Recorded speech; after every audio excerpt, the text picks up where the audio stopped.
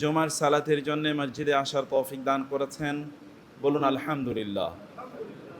জুমার দিনে এমন একটি সময় আছে, ইন্না ফি ইয়াউমিল জুমাআতি লাসাআতান,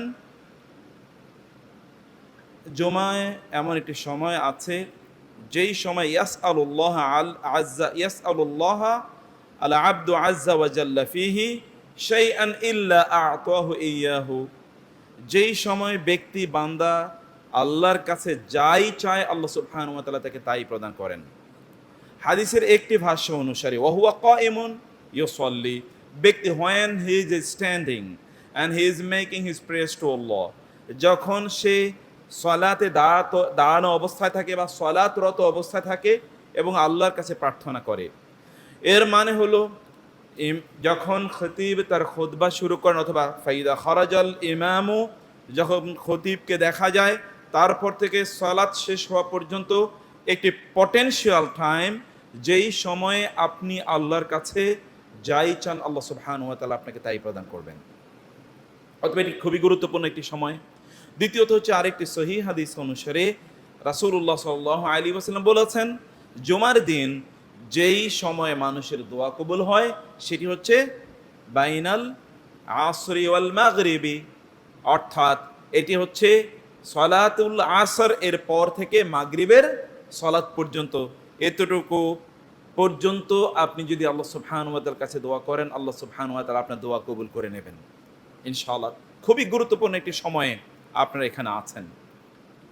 আল্লাহ সুবহানাহু ওয়া তাআলা এটি আমাদেরকে নেয়ামা হিসেবে দান করেছেন। সাইয়্যিদুল আইয়াম, the best of the days, দিবসগুলোর মধ্যে সেরা দিন হলো জুমার দিন। এই দিনে আল্লাহ সুবহানাহু ওয়া তাআলা আমাদেরকে একটি শ্রেষ্ঠত্ব প্রদান করেছেন। পৃথিবীর অন্য জাতিগুলোকেও এই দিন দেয়া হয়েছিল, কেউ তারা এটি হারিয়ে ফেলেছে। But the Muslim Ummah is the only nation and only community যে কমিউনিটিকে খুঁজে পেয়েছে, এবং আলহামদুলিল্লাহ আমরা কিয়ামত পর্যন্ত এর উপরই থাকব।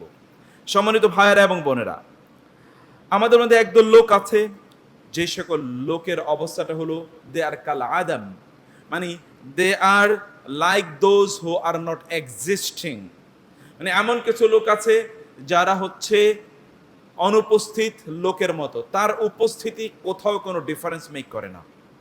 তিনি বেঁচে আছেন কি মরে গেছেন তাতে কারোই কিছু যায় আসে না। এরকম কিছু লোক আছে। আল্লাহ সুবহানাহু ওয়া তাআলা এই সকল লোকদের ব্যাপারে কোরআনে বলেছেন, উলাইকা কাল আনআমি বাল হুম আদাল, এরা হচ্ছে চতুষ্পদ জন্তুর মতো অথবা জন্তুর চেয়েও তারা খারাপ। তাদের অবস্থাটা হচ্ছে জানোয়ারের মতো। আর জানোয়ার যদি এদেরকে বলা হয় তাইলে জানোয়ারকেও গালি দেয়া হলো, মানে জানোয়ারের চেয়েও জন্তুর চেয়েও এদের অবস্থা হলো নিম্ন। অতএব জন্তু জানোয়ারের সাথে এদেরকে কম্পেয়ার করা যায় না। আল্লাহ সুবহানাহু ওয়া তাআলা বললেন কারণ হচ্ছে একটাই, ওয়ালাকাদ যারা'না লিজাহান্নামা কাসীরাম মিনাল জিন্নি ওয়াল ইনসি লাহুম কুলুবুন লা ইয়াফকাহুনা বিহা, they have hearts but they don't understand with their hearts. তাদের কলব আছে কিন্তু কলব দিয়ে তারা উপলব্ধি করে না। ওয়ালাহুম আ'য়ুনুন ওয়ালাহুম আযানুন লা ইয়াসমাউনা বিহা ওয়ালাহুম আ'য়ুনুন লা ইউবসিরুনা বিহা, তাদের চোখ আছে, চোখ দিয়ে তারা দেখে না। তাদের কান আছে, কান দিয়ে তারা শোনে না। এবং তাদের ব্রেন আছে, তাদের সেটি দিয়ে কি তারা লা ইয়াকিলুনা বিহা, তাদের যে কলব আছে কলব দিয়ে তারা উপলব্ধি করে না। উলাইকা কাল আনআমি বাল হুম আদাল, এরই হচ্ছে আসলে চতুষ্পদ জন্তু অথবা তার চেয়ে নিকৃষ্ট। আমাদের অনেকের লাইফস্টাইল কিন্তু সেই অবস্থায় আছে। আমরা আমাদের জীবনটা কিভাবে পরিচালনা করি আমরা একেবারেই জানি না। আপনি অধিকাংশ লোকের অবস্থা দেখবেন যে তারা মহান আল্লাহ সুবহানাহু ওয়া তাআলা এর যে সৃষ্টি, সেরা সৃষ্টি, এটি তাদের আচার আচরণ বা কথাবার্তায় অথবা তাদের আমলে আখলাকে কোথাও এরকম কোনো অস্তিত্বই নাই, কোনো নজিরই আপনি এরকম এদের কোথাও খুঁজে পাবেন না। তারা তাদের মনের খেয়াল খুশি মতো চলে, তাদের মন যা চায় তাই তারা করে। এটা শরীয়তের ধারে আসলো কি ধারে আসলো না, শরীয়তকে এটিকে অনুমোদন করে কি করে না, এটি তারা একেবারেই দেখে না। যদি তাদের খেয়াল খুশি মনে যেটা লাগে সেটাই তারা করে, এটা শরীয়তের বিরোধী হলো তারা সেই কাজটি করে থাকে। আল্লাহ সুবহানাহু ওয়া তাআলা এই সকল ব্যক্তিদেরকে আনআমের সাথে তুলনা করেছেন। এমনকি এই সকল ব্যক্তিরা কেবলমাত্র তারা বেঁচে থাকে টাকা পয়সার জন্য অথবা এই দুনিয়ার ভোগ বিলাসের জন্য, অন্য কোনো উদ্দেশ্য এবং লক্ষ্য তাদের নাই। তাদের দিকে যদি আপনি তাকান তাহলে দেখবেন যে তাদের কোনো লক্ষ্য নাই, তাদের কোনো উদ্দেশ্য নাই। তারা যখনই কোনো কাজ করে তখন তাদের সামনে থাকে কেবলমাত্র দুনিয়া, কেবলমাত্র দুনিয়া, কেবলমাত্র দিনার এবং দিরহাম। রাসূল সাল্লাল্লাহু আলাইহি ওয়াসাল্লাম বলেছেন, তাইসা আব্দুদ দিনার, তাইসা আব্দুদ দিরহাম। দিনার এবং দিরহাম, ডলার্স এন্ড টাকাস, যা এর জন্য যারা কাজ করে, এগুলোর যারা দাস, এগুলোর যারা কৃতদাস, তারা এই পৃথিবীতে তারা লাঞ্ছিত অপমানিত, হতাশাগ্রস্ত হবে, তারা আখিরাতে লাঞ্ছিত অপমানিত হবে। তাইসা আব্দুদ দিনার, তাইসা আব্দুদ দিরহাম। যারা those who are the servants of the dollars and the local currencies, যারা টাকা পয়সার কৃতদাসে তাদের নিজেকে পরিণত করেছেন, শুনে রাখুন ভালো করে। আল্লাহ রাসূল সাল্লাল্লাহু আলাইহি ওয়াসাল্লাম বলেছেন, they have lost their দুনিয়া and they have lost their আখিরাত। তাদের দুনিয়াও শেষ, তাদের আখিরাতও শেষ। এই সকল লোকদের অবস্থাটা হলো, যদি হারাম যদি তাদের মনোপুত হয় তাহলে তারা হারাম করে, হালাল যদি তাদের মনোপুত না হয় তাহলে তার হালাল কাজটি তারা করে না। যদি হালাল এবং হারামের প্রশ্ন তাদের সামনে দেখা দেয় তখন তারা তাদের নিজেদেরকে জিজ্ঞেস করে, এই হালাল যদি আমি গ্রহণ করি তাতে আমি কতটুকু লাভবান হব দুনিয়ার দৃষ্টিতে, আমি কতটুকু লাভবান হব দুনিয়ার দৃষ্টিতে। এটাই তাদের জন্য মানদণ্ড। তারা আখেরাতকে তাদের সামনেই রাখে না, আখেরাতকে তারা দৃষ্টিতেই রাখে না। এই সকল ব্যক্তিদের ব্যাপারে এই জন্য কবি বলেছেন, তামদিস সিনিউনু ওয়াতান কদিল আইয়াম ওয়ান নাসু তালহু ওয়াল আনামু নিয়ামু। যে দিন এবং রাত তাদের চলে যায়, মাস তাদের চলে যায়, বছর তাদের চলে যায়, এরা বিভিন্ন খেলাধুলায় তাদের নিজেকে তারা নিমগ্ন রাখে, মনে হচ্ছে যেন গোটা পৃথিবী ঘুমিয়ে আছে। কোথাও থেকে তারা এক মুহূর্তের জন্য শিক্ষাও গ্রহণ করে না। তাদের আশপাশে বহু ঘটনা ঘটে যায়, এগুলো কোনোটা থেকে তারা কোনো শিক্ষা গ্রহণ করে না। কবি বলছেন, ওয়ান্নাসু তাসআ লিল হায়াতি বিগাফলাতিন লাম ইয়াযকুরুল কুরআন ওয়াল ইসলাম। যে একদল লোক আছে তারা কেবলমাত্র এই দুনিয়ার জন্য তারা বেঁচে থাকে, তাদের সারাদিনের আস্ফালন কেবলমাত্র এই দুনিয়ার জন্য। তারা কোরআনও ধরে দেখে না এবং তারা ইসলামের ধার ধারিও না, ইসলামের কাছেও তারা আসে না, কোরআনের কাছেও তারা আসে না। ওয়াল মালু আসবাহা জামউহু কাতাহাজ্জুদিন ওয়াতামাত্তা আশ-শাহওয়াতি সারা কিয়ামু। এই সকল লোকরা তাহাজ্জুদের নামাজে একদল লোক যেরকম তৃপ্তি পায়, এরা কেবলমাত্র ধন সম্পদে ততটুকু তৃপ্তি পায়। এরা কিয়ামুল লাইলে একদল লোক যতটুকু তার জন্য যতটুকু লালায়িত থাকে, এরা কেবলমাত্র দুনিয়ার জন্য ততটুকু লালায়িত থাকে। এদের অন্য কোনো এজেন্ডা এদের সামনে নাই। কদ যায়্যানা শাইতানু কুল্লা রাযিলাতিন ওয়ান নাসু তাফআলু মা তুরিদু হারামু। যে এই সকল লোকদের সামনে শয়তান সকল খারাপ কাজগুলোকে এদের সামনে সুশোভিত সৌন্দর্য মণ্ডিত করে দিয়েছে, সব খারাপ কাজ সৌন্দর্য মণ্ডিত করে দিয়েছে। এবং এই সকল লোকেরা যা হারাম তা তারা করে, কারণ তাদের মনে চায়, আমার যা মনে চায় আমি তাই করি। তার একটাই মাত্র স্লোগান, আমি যাই আমি তাই, আমার যা মনে চায় আমি তাই করি। আপনারা দেখেন না, এই মুসলিম বিশ্বেও একদল নারীরা নর্তকী সেজে তারা বিউটি কম্পিটিশনে অংশগ্রহণ করে, তারা সুন্দরী প্রতিযোগিতায় অংশগ্রহণ করে, এবং একদল লম্পট অথবা লুজ ক্যারেক্টারের পুরুষ সেখানে দাঁড়িয়ে দাঁড়িয়ে তাদেরকে দেখেন না? এগুলো মুসলিম দেশে হয়। আপনি দেখেন না চরিত্র মানুষের কোন লেভেলে নামতে পারে, কতটুকু পর্যন্ত তার চরিত্রের স্খলন ঘটতে পারে, এটি আমাদের পুরুষরা করে। আপনি যদি মনে করেন যে এটি আমি অন্য কাউকে বলছি, তাহলে আপনি ভুল করছেন, আমি আপনাকেও বলছি।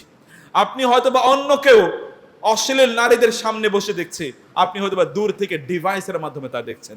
This is the only difference you are making, but the sin is same, the sin is same. অর্থাৎ গুনাহ কিন্তু সমান এবং সমান্তরালে আপনি তার সাথে অবস্থান করছেন। সম্মানিত ভাইরা, ইয়া নাফস ইয়াকফি ফাযুনুবু কাসীরা, হে আত্মা থামো, কারণ অনেক অপরাধ করেছে এর মধ্যে তুমি। নাও হল্ট, তাওয়াক্কাফি, থামো, তোমার এখন থামার সময় হয়েছে, তোমার এখন থামার সময় হচ্ছে, তোমার নিজকে নিয়ে ভাবার সময় হয়েছে। ইন্নাল গুরুরা ইউসাব্বিবুল ইজরাম। তুমি যদি আল্লাহকে ভুলে যাও, দুনিয়ার মোহে যদি তুমি লালায়িত থাকো, যদি দুনিয়ার মোহ যদি তোমাকে চারিদিক থেকে ঘিরে রাখে, তাহলে মনে রাখবে তুমি অপরাধের রাজত্বে ঢুকে গিয়েছো। এখান থেকে কেউ তোমাকে বের করতে পারবে না। তুমি শয়তানের ওয়েবের মধ্যে, শয়তানের যে কব ওয়েব আছে, এই ওয়েবের মধ্যে তুমি ঢুকে গিয়েছো। শয়তানের যে জাল আছে, জালের মধ্যে তুমি ঢুকে গিয়েছো, এই জাল থেকে তুমি আর বের হতে পারবে না। তোমার নিজকে তুমি জাল থেকে বের করো। হাল তা'লামিল ইয়াউমাল মুহাদ্দাদা ওয়াক্তুহু, তুমি কি জানো তুমি কতদিন বেঁচে থাকবে?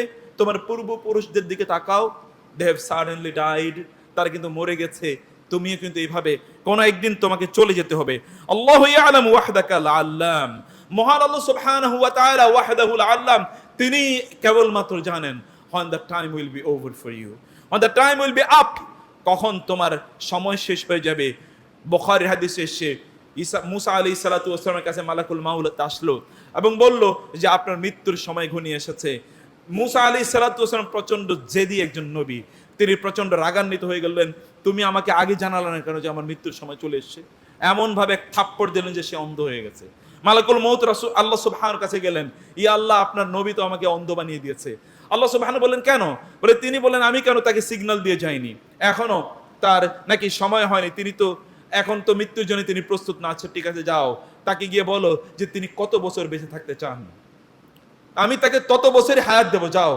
মুসা আলাইহিস সালাতু ওয়াস সালাম কাছে আসলেন ফেরেশতা, আল্লাহ বলেছেন আপনি কত বছর বেঁচে থাকতে চান? মুসা আলাইহিস সালামের হুঁশ ফিরে আসলো, ভালো কথা, তারপরে কি হবে? তারপর একটা নির্ধারিত সময় আপনাকে মারা যেতেই হবে। মৃত্যুই যদি আমার জন্য অবধারিত হয়, তাহলে কেন আজ নয়? তাহলে কেন আজ নয়? কেন কাল? কেন পরশু? কে আপনাকে সময় দিচ্ছে? আপনি কি ভিক্ষা চেয়ে আল্লাহর কাছ থেকে সময় নিয়েছেন? আপনি কি জানেন যে how long you will be living on earth? আপনি আর কতদিন দুনিয়াতে বেঁচে থাকবেন?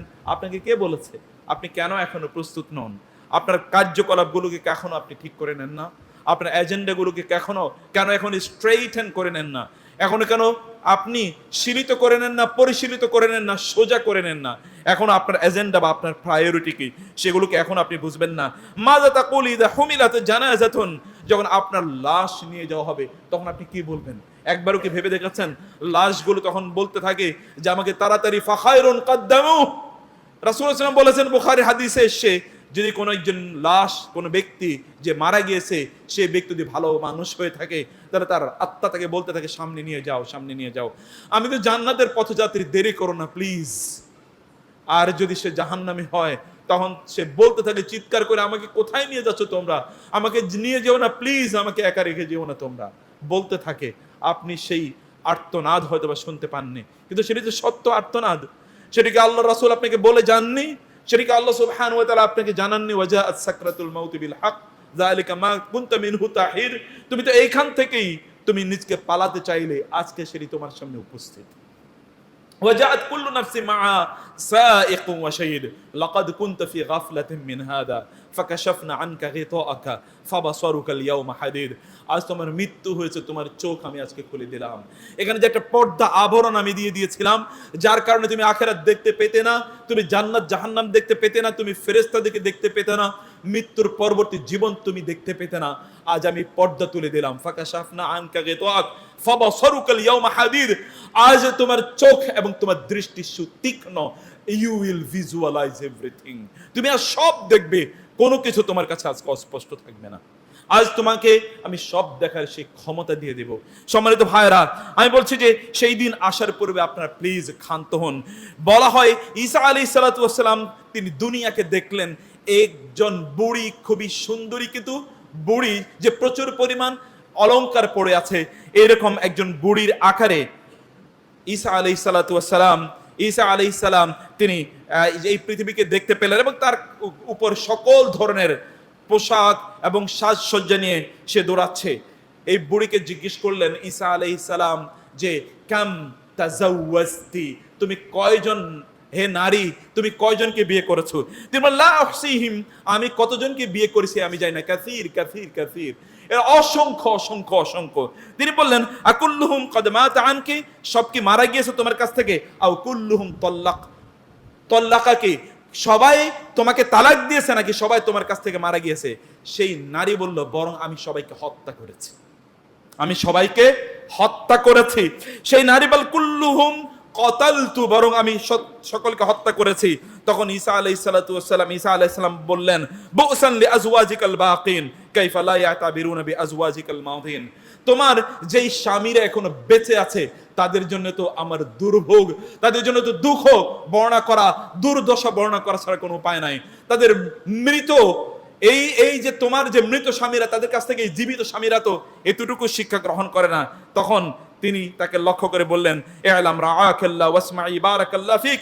হে ভাইয়েরা বোনেরা, সম্মানিত ভাইয়েরা, সম্মানিত বোনেরা, এই নারী তখন বলেন, আমি প্রত্যেককে হত্যা করেছি, কিন্তু কেউ কারো কাছ থেকে শিক্ষা নেয় না। এই যে আপনারা, আমরা যারা চারিদিকে বসে আছি না, আমাদেরও এজেন্ডা একটাই মাত্র, আমাদের এজেন্ডা এই দুনিয়া, এর বাইরে আর কোনো কিছু না। এই দুনিয়া কিন্তু আপনাকে বিয়ে করেছে অলরেডি, আপনি এই দুনিয়ার স্বামী অথবা স্ত্রীতে পরিণত হয়েছেন, কিন্তু কোনো এক সময় গলা টিপেও আপনাকে হত্যা করবে এবং আর তা আপনাকে বিষ পান করিয়ে দেবে। তখন আপনার দুনিয়াও যায়, আপনার আখেরাতেও যায়, কোনোটাই আপনি পান না। আপনি সেই জন্য আপনার কর্মকাণ্ডগুলোকে আপনি একবার ঠিক করে নিন, একবার আপনি বুঝে নিন যে আপনি কি করছেন। বিশর আল হাফি তিনি বলছেন যে তিনি একবার চলছিলেন, তার সাথে একজন লোক ছিল, তার একটা লম্বা সময় জুড়ে তারা হাঁটছিলেন। হঠাৎ করে তার সাথে লোকটি তিনি তৃষ্ণার্ত হয়ে গেলেন। তিনি তাকে বললেন যে না, তোমার এখন পানি দেয়া যাবে না। আরেকটু সামনে গেলেন, আবারও পানির পিপাসে বললেন, না, তৃষ্ণার্ত হয়ে গেল, আরো পানি তাকে দেওয়ার কথা বলা হলো না, তিনি বললেন যে না, তোমাকে পানি দেবেন। বিশর আল হাফি বিখ্যাত আল্লাহর ওলি, এবং তার বহু গ্রন্থ, বহু কোটেশন এগুলো বিভিন্ন জায়গায় রয়েছে। বিশর আল হাফি তিনি তার এই লোকটিকে আরো সামনে নিয়ে গেলেন। যখন সন্ধ্যা হয়ে গেল, তাকে একটু পানি খেতে দিলেন। বলে, আমাকে সারাটা দিন কেন পানি খেতে দিলেন না? বলে, তোমার নফসের বিরুদ্ধে তুমি যেন যুদ্ধ করতে পারো, আমি তোমাকে সেই জায়গায় প্রস্তুত করে নিয়েছি। তোমার নফসের বিরুদ্ধে যুদ্ধ করতে আমি তোমাকে সেই জায়গায় নিয়ে গেছি। এই জন্য সালফে সালিন বলতেন, আমাদের নফসের বিরুদ্ধে, আমাদের প্রবৃত্তির বিরুদ্ধে, আমাদের আকাঙ্ক্ষার বিরুদ্ধে আমরা যুদ্ধ করতাম। আমাদের নফসগুলো কাঁদতে থাকতো, চিৎকার করে কাঁদতে থাকতো। রাতের অন্ধকারে ঘুম থেকে জেগে তাহাজ্জুদের সালাতে দাঁড়িয়ে যাওয়া সাধারণ কোনো বিষয় নয়, এটা সাধারণ কোনো বিষয় নয়। দিনের আলোতে কোরআন তেলাওয়াত করা, রাতের অন্ধকারে ফজরের আগে কোরআন তেলাওয়াত করা সাধারণ কোনো বিষয় নয়। সম্মানিত ভাইরা, আল্লাহ সুবহানাহু ওয়া তাআলা, বোনেরা, আল্লাহ কেবলমাত্র তাকেই এই মর্যাদা প্রদান করেন যারা মহান আল্লাহ সুবহানাহু ওয়া তাআলার সবচেয়ে কাছের লোক। তারা বলেন যে আমরা আমাদের নফসগুলোকে আমরা এইভাবে আমরা তাদেরকে বিভিন্ন ভালো কাজে, কল্যাণের কাজে, ইবাদতের কাজে, তাদেরকে তাতাওউআত এর কাজে, তাবাররুআত এর কাজে তাদেরকে আমরা বাধ্য করতাম। ওরা চিৎকার করে কাঁদতে থাকতো। এমন একটা সময় আসতো যখন আমাদের অন্তরগুলো হয়ে যেত এরকম, ইয়া আইয়াতুহান নাফসুল মুতমাইন্না ইরজিই ইলা রাব্বিকি রাদিয়াতাম মারদিয়া ফাদখুলি ফি ইবাদি ওয়াদখুলি জান্নাতি। আমাদের আত্মার অবস্থা কোন একটা সময় এমন একটা হয়ে যেত যে এই আত্মাগুলো যদি আল্লাহর ইবাদত না করো তাহলে এগুলো কাঁদতে থাকতো। আল্লাহর ইবাদত যদি না করো তাহলে এগুলো কাঁদতে থাকতো। আপনার আত্মাটা কি? আপনার যখন মন খারাপ তখন তো আপনি গান শোনেন, আপনি সিনেমা দেখেন, আপনার আত্মার প্রশান্তির জন্য। আপনার আত্মার মধ্যে শয়তানের আত্মায় পরিণত হয়েছে, শয়তানের বশবর্তী অলরেডি হয়ে গেছে, এটি পচে গিয়েছে, গলে গিয়েছে, এটা থেকে কেবলমাত্র দুর্গন্ধ বের হয়। সম্মানিত ভাইরা বোনেরা, আমাদের সামনে ঈদ রয়েছে, আমাদের সামনে কোরবানি রয়েছে, আরাফার দিবস আমাদের সামনে। আমি অনেকগুলো বিষয় আপনাদের কাছে আজকে কথা বলতে চাই। আল্লাযী ইয়ারাকা ওয়া তাওয়াক্কাল আলাল আজিজির রহিম আল্লাযী ইয়ারাকা হিনা তাকুম ওয়া তাকাল্লুবাকা ফিস সাজিদিন ইন্নাহু হুয়াস সামিউল আলিম। আল্লাহ সুবহানাহু ওয়া তাআলা যে আপনাকে দেখছেন, আপনি কি এটা মনে করেন না? আপনি কি এটা ভাবেন না? আপনার কাজকর্মে কি তার কোনো রিফ্লেকশন থাকবে না? প্রত্যেকটি উচ্চারণে, প্রত্যেকটি পদক্ষেপে নিশ্চয়ই এই অনুভূতি আপনার থাকা দরকার যে মহান আল্লাহ সুবহানাহু ওয়া তাআলা তাওয়াক্কাল আলাল আজিজির রহিম আল্লাযী ইয়ারাকা হিনা তাকুম। আপনি যখন দাঁড়ান, who overlooks, who oversees all of your movements, every of your movements, আপনার প্রত্যেকটি মুভমেন্ট যিনি দেখেন। ওয়া তাকাল্লুবাকা ফিস সাজিদিন, সিজদায় আপনার যে সিজদায় যে আপনি মুভ করছেন, এগুলো পর্যন্ত মহান আল্লাহ সুবহানাহু ওয়া তাআলা দেখেন। আল্লাহ সুবহানাহু ওয়া তাআলা আপনার সকল পজিশনে, মহান আল্লাহ সুবহানাহু ওয়া তাআলা আপনাকে অবজার্ভ করছেন। এভরিথিং ইজ বিং রেকর্ডেড, সবকিছু কিন্তু মহান আল্লাহ সুবহানাহু ওয়া তাআলার পক্ষ থেকে রেকর্ড করে রাখা হচ্ছে। এমন কোনো জিনিস নাই আল্লাহ সুবহানাহু ওয়া তাআলা এর দৃষ্টির বাইরে আছে। আল্লাহ সুবহানাহু ওয়া তাআলা সবকিছু কিন্তু পরিবেষ্টন করে রয়েছেন। অতএব মহান আল্লাহ সুবহানাহু ওয়া তাআলা যদি এইভাবে আপনাকে পরিবেষ্টন করে থাকেন, সবকিছু আপনার নজরদারিতে রাখেন, প্রিয় ভাইরা, সম্মানিত বোনরা, তাহলে মহান আল্লাহ সুবহানাহু ওয়া তাআলার সামনে যখন আপনি কাজ করছেন, আপনি কিভাবে করছেন? সালফে সালিহিনের কথাগুলো শুনলে আমার অন্তরটা বিলাপ দিয়ে ওঠে, আমার অন্তরটা বিলাপ দিয়ে উঠে। বিশ্বাস করুন, সালাফরা বলতেন আমার লজ্জা লাগে যখন আমি আমার অন্তরের দিকে তাকিয়ে দেখি আল্লাহ ছাড়া অন্য কারো অস্তিত্ব এখানে আছে। তখন আমার লজ্জা লাগে যে মহান আল্লাহ সুবহানাহু ওয়া তাআলা যদি আমার অন্তরের দিকে তাকিয়ে দেখেন যে আমি আল্লাহ ছাড়া অন্য কাউকে ওখানে বসিয়ে রেখেছি, তাহলে এই আল্লাহর সামনে আমি কিভাবে আমার চেহারাটা দেখাবো? এই আল্লাহর সামনে আমি কিভাবে আমার মুখটা দেখাবো? আমার একটা লজ্জা লাগে। সালফে সালিহিন তাদের অন্তরটাকে আল্লাহর কাছে বিক্রি করে দিয়েছেন। ইন্নাল্লাহ ইশতারা মিনাল মুমিনিনা আনফুসাহুম ওয়া আমওয়ালাহুম বিআন্না লাহুমুল জান্নাহ ইউকাতিলুনা ফি সাবিলিল্লাহি ফায়াকতুলুনা ওয়া ইয়াকতালুন ইয়া আইয়ুহাল্লাযীনা আমানু হাল আদুল্লুকুম আলা তিজারাতিন তুনজিকুম মিন আযাবিন আলীম তু'মিনুনা বিল্লাহি ওয়া রাসূলিহি ওয়া তুজাহিদুনা ফি সাবিলিল্লাহি বিআমওয়ালিকুম ওয়া আনফুসিকুম যালিকুম খায়রুল লাকুম ইন কুনতুম তা'লামুন। যদি তোমরা জানতে এটাই তোমাদের জন্য কল্যাণকর, তাহলে তোমরা এই দুনিয়াকে বিক্রি করে দিতে আখিরাতের জন্য। তোমরা দুনিয়াকে বিক্রি করে দিতে আখিরাতের জন্য। সম্মানিত ভাইরা বোনেরা, আমি এই জন্য আপনাদেরকে বলি যে কিছু লোক আছে যাদের প্রত্যেকটি কাজের মধ্যেই আখিরাত আছে, দিন আছে। কিছু কিছু লোক আছে তাদের প্রত্যেকটি কাজের মধ্যে দুনিয়া আছে। আপনি কি কিলাবুদ দুনিয়া হতে চান? The kilabud dunya, the dogs of the world, the dogs of the earthly possessions, এই দুনিয়ার কুকুরে আপনার নিজকে আপনি পরিণত করতে চান, যেমনি ভাবে কুকুররা দুনিয়া নিয়ে কামড়া কামড়ি করে? নাকি আপনি আখেরাতের সেই সকল ব্যক্তিদের পরিণত হতে চান যাদেরকে মহান আল্লাহ সুবহানাহু ওয়া তাআলা বলেছেন, আলা ইন্না আউলিয়া আল্লাহ লা খাউফুন আলাইহিম ওয়া লাহুম ইয়াহজানুন আল্লাযীনা আমানু ওয়া কানু ইয়াত্তাকুন লাহুমুল বুশরা ফিল হায়াতিদ দুনিয়া ওয়া ফিল আখিরাহ। যাদের ব্যাপারে আল্লাহ সুবহানাহু ওয়া তাআলা বলেছেন তারা আল্লাহর বন্ধু। তাতানাজ্জালু আলাইহিমুল মালায়েকাতু আল্লা তাখাফু ওয়া লা তাহজানু ওয়া আবশিরু বিল জান্নাতি আল্লাতী কুনতুম তুআদুন নাহনু আউলিয়াউকুম ফিল হায়াতিদ দুনিয়া ওয়া ফিল আখিরাহ। আমি দুনিয়াও তোমাদের বন্ধু, আখিরাতও তোমাদের বন্ধু। নাকি আপনি তাদের অন্তর্ভুক্ত হতে চান? যদি তা হতে চান, আপনি প্লিজ চেঞ্জ ইউর লাইফস্টাইল। আপনার জীবনটাকে পরিবর্তন করুন। প্রত্যেকটি কাজ আপনি কেবলমাত্র মহান আল্লাহর জন্য করুন। মহান আল্লাহ সুবহানাহু ওয়া তাআলার জন্য আপনি কাজগুলো করতে পারেন, আল্লাহ সুবহানাহু ওয়া তাআলা আপনার জন্য সব সহজ করে দেবেন ইনশাআল্লাহ। মহান আল্লাহ সুবহানাহু ওয়া তাআলা তিনি সেই কথাই বলেছেন যে আল্লাহ সুবহানাহু ওয়া তাআলার জন্য হয়ে যায়, আল্লাহ সুবহানাহু ওয়া তাআলা তার জন্য হয়ে যায়। যে ব্যক্তি আল্লাহর জন্য হয়ে যায়, আল্লাহ সুবহানাহু ওয়া তাআলা তার জন্য হয়ে যায়। এমনকি ওই ব্যক্তির অঙ্গ প্রত্যঙ্গ পর্যন্ত আল্লাহ সুবহানাহু ওয়া তাআলার নির্দেশে পরিচালিত হয়। আপনি এমন একটা অবস্থায় আপনার নিজকে নিয়ে যান যে আপনার অঙ্গ প্রত্যঙ্গ আল্লাহ সুবহানাহু ওয়া তাআলার নির্দেশের বাইরে চলবে না। আল্লাহ সুবহানাহু ওয়া তাআলা will directly control your organs. Allah নিজেই আপনার এই অর্গানগুলোকে কন্ট্রোল করবেন, মহান আল্লাহ সুবহানাহু ওয়া তাআলা। সেজন্য আমি বলছি প্রিয় ভাইরা, ইয়ালামু মা ইয়ালিজু ফিল আরদি ওয়া মা ইয়াখরুজু মিনহা ওয়া মা ইয়ানজিলু মিনাস সামাই ওয়া মা ইয়ারুজু ফিহা ওয়া হুয়া মাআকুম আইনামা কুনতুম আল্লাহু বিমা তা'মালুনা বাসীর। মহান আল্লাহ সুবহানাহু জানেন এই জমিনে আপনি কি বীজ বপন করছেন, এই জমিন থেকে কি উৎপাদিত হচ্ছে, আপনার অন্তরে কি আছে, আপনি দৃষ্টি কোন দিকে দিচ্ছেন, আপনার অন্তরে কি ভাবনাগুলো আছে পর্যন্ত তিনি জানেন না? তিনি জানেন। আল্লাহু আলিমুম বিযাতিস সুদূর। আপনার অন্তরে কি আছে, আপনার অন্তরটাকে আপনি পরিশুদ্ধ করে নেন। মনে রাখবেন, অন্তর যদি আপনি পরিশুদ্ধ না করতে পারেন, আপনার গোটা শরীর বিষাক্ত হয়ে যাবে। আপনার অন্তরের সাথে গোটা শরীরের কানেকশন আছে। রাসূল সাল্লাল্লাহু আলাইহি ওয়াসাল্লাম বলেছেন, আলা ইন্না ফিল জাসাদি মুদগাতুন ইযা সালাহাত সালাহা আল জাসাদু কুল্লুহু ওয়া ইযা ফাসাদাত ফাসাদাল জাসাদু কুল্লুহু আলা ওয়া হিয়াল কলব। তোমার অন্তরটাকে পরিশুদ্ধ করো, তোমার কলবকে পরিশুদ্ধ করো, কারণ কলব হচ্ছে হেডকোয়ার্টার। এটি যদি ঠিক হয় তাহলে সব ঠিক হয়ে যাবে, আর এটি যদি নষ্ট হয়ে যায় তোমার গোটা শরীর নষ্ট হয়ে যাবে। এটি যদি নষ্ট হয়ে যায় তোমার গোটা শরীর জাহান্নামের লাকড়িতে পরিণত হবে, জাহান্নামের ইন্ধনে পরিণত হবে, জাহান্নামের ফুয়েলে পরিণত হবে, জাহান্নামের জ্বালানিতে পরিণত হবে। আপনি কি জান ওয়াকুদুহান নাস ওয়াল হিজারা উইদ্দাত লিল কাফিরিন? আপনি কি নিজকে কাফেরদের অন্তর্ভুক্ত করতে চান? যেই জাহান্নাম কেবলমাত্র কাফেরদের, মুশরিকদের তাদের অবস্থান, আপনি কি কেবলমাত্র আপনার নিজকে সেই জায়গায় নিয়ে যেতে চান?